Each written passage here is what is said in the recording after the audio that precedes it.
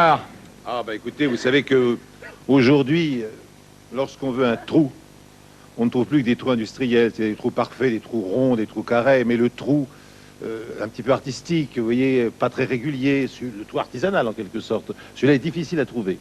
Heureusement, dans ma bricaillerie, pas très loin de chez moi, il y a encore de ces trous-là. Alors quand vous avez par exemple un arbre fruitier de 15 ans que vous voulez replanter dans votre jardin, il est nécessaire de faire un trou, n'est-ce pas, pour qu'il prenne bien. Donc vous allez acheter un grand trou.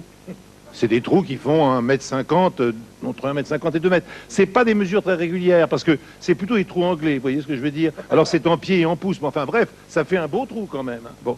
Alors pour l'emmener, en général, il faut louer un véhicule assez solide, parce qu'il faut le mettre derrière, sur une benne, vous voyez ce que je veux dire? Parce qu'un trou, c'est quand même encombrant. Surtout un trou qui fait 2 mètres de profondeur sur 2 mètres. Vous voyez, c'est un énorme trou. Bon.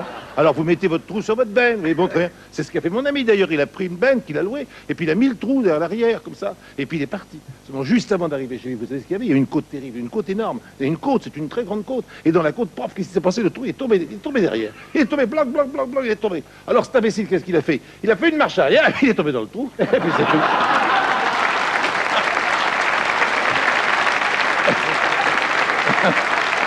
C'était logique.